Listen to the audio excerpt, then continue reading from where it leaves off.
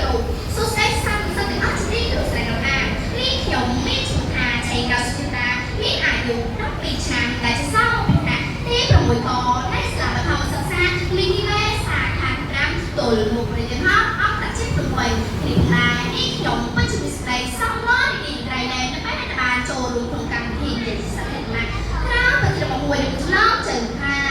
វប្បធម៌លោជ្រលីវប្បធម៌ពន្រីជាការការនៅក្នុងប្រទេសនីមួយៗសិតតែមានវប្បធម៌អរិយធម៌ដែលជាក់ស្ញាជាខ្មែរប្រចាំប្រទេសរៀងខ្លួនវប្បធម៌អ្នកកំពុងតាមណាក្នុងការរក្សាដំណើរនៃជាតិសាសន៍នីមួយៗកាលណាបើមានប្រទេសមួយមានការអភិវឌ្ឍវប្បធម៌ខ្លួនមានការរីកចម្រើនខ្លាំងនោះមានន័យថាប្រទេសនោះមានការលូតលាស់ឆ្នាំផងដែរប៉ុន្តែប្រទេសប្រទេសមួយណាមានការអភិវឌ្ឍវប្បធម៌ខ្លួនធ្លាក់ចុះដល់តាមយុគឆាប់ទេប្រទេសនោះនឹងជួបនៅវិញ្ញាណហើយគឺបើអត់ជាមិនខានអាស្រ័យឲ្យនេះហើយតើប្រទេសមួយលើកឡើងថា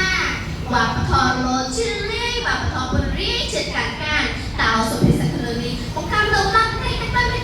អង្គការទាំងមូលដើម្បីស្ពាយជាតិដល់ការមកស្រាយប្រតិបត្តិខាងលើឲ្យបានក្បបាយនិងការតែស៊ីចំណុចទៀតនោះជាបឋមយើងគួរបបៃស្វែងរកពីលើកខ្លះជាមុនសិនបាទយោងតាមពីនៅក្នុងវចនានុក្រមរបស់សម្ដេចព្រះសម្មាសម្ពុទ្ធបានមកឲ្យឃើញថា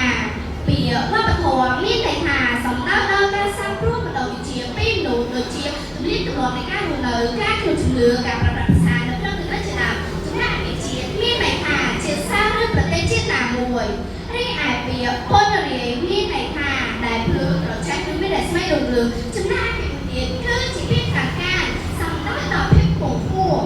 ជាការបណ្ណាការណាគេនិយាយដល់វប្បធម៌គឺមានន័យថាទូទៅណាដែលបានដោតលើចំណុចច្រើនដូចជាការរស់នៅទំនៀមទម្លាប់ជំនឿសិល្បៈភាសានិងប្រវត្តិការចម្រើនរបស់ប្រទេសជាតិជាដើមហើយដល់ចំណុចទាំងនេះត្រូវបានបងប្រទេសជាតិនោះក៏ស្ដែងមួយផងដែរហើយដូច្នេះហើយទៅយើងបានឃើញប្រទេសខ្លះឃើញខំសរសើរពីវប្បធម៌របស់ខ្លួនស្ទើរតែពីពិភពលោកពីស្រុកមួយបានពោលថាទឹកហមពុទ្ធគៀបរីឯប្រទេសដែលមានវប្បធម៌គៀបតែទទួលឥទ្ធិពលនៅប្រទេសដែលមានវប្បធម៌ពងពោះការលើសម័យអង្គរព្រះមហាក្សត្រខិតខំកសាងពីអក្សរសាស្ត្រហើយបង្កើតសាកលវិទ្យាល័យនិងប្រជាជនរដ្ឋសាមគ្គីគ្នាមិនត្រឹមតែប៉ុណ្ណោះព្រះបាទជាបរមាទី7បំរុងឲ្យជនជាតិចាមរងក៏ឡើយដោយត្រង់បារាំងតែវប្បធម៌ខ្មែរទៅរលីហើយប្រជាជនគឺត្រូវសាកសងផងដែរហើយដូច្នេះហើយទើបទ្រង់បានលើកទោសដើម្បីបណ្ដេញពួកគេចេញពីទឹករបស់យើងការរៀននោះចាក់ខ្មែរលើទៅបានអស់ចាណាស្ទើរតែពីពិភពលោកនៅក្នុងរបស់អាស៊ីអាគ្នេយ៍ដីគោកទាំងមូលប្រសិនបើយើងចង់ឲ្យវប្បធម៌របស់យើងមានការរីកចម្រើនយើងត្រូវតែធ្វើតាមបានកំណើការស្លៀកពាក់របៀបរបបនៃការនៃការឈរអង្គុយព្រមទាំងប្រពៃណីផ្សេងទៀតដែលជាអស្ចារ្យជាខ្មែររបស់យើងត្រូវតែថែរក្សាមិនត្រូវរំបានទេយើងហើយក៏មិនត្រូវយកចូលជាសារដទៃទៀតពុកបញ្ចូលជាមួយនឹងវប្បធម៌របស់យើងដែររហូតមកដល់សប្តាហ៍នេះភាសាខ្មែរត្រូវបានប្រើប្រាស់នៅក្នុងប្រទេសកម្ពុជាព្រមទាំងប្រកាសចុះនៅសិលធម៌គុណធម៌និងចរិយាធម៌ដ៏ល្អប្រពៃទៀតផងសរុបស្ដីមកយើងបានឃើញថាប្រសិនបើប្រទេសរបស់យើងមានការថែរក្សាធ្វើឲ្យវប្បធម៌របស់យើងអាប់អោននូជាតិរបស់យើងពិតជារលាយប្រសិនបើយើងចេះការពារនៅវប្បធម៌ស្នានៅសេដ្ឋកិច្ចរបៀបរបបនយោបាយនៅក្នុងសង្គមដែលចូលរួមផ្សព្វផ្សាយវប្បធម៌នៅខាងក្រៅប្រទេសក្នុងប្រទេសជាយើងនៅខាងការក្នុងនាមខ្ញុំជាយុវជនជាទំពាំងស្នងវិស័យខ្ញុំបដិញ្ញាខ្លួននឹងតាមចិត្តខំស្វែងរកសារអំពីវប្បធម៌របស់ខ្លួនដើម្បីការពារប្រទេសជាតិរបស់ខ្ញុំបានគង់វង្សនិងចង់ចាំក្នុងសុភាសិតមួយនេះបានលើកឡើងថា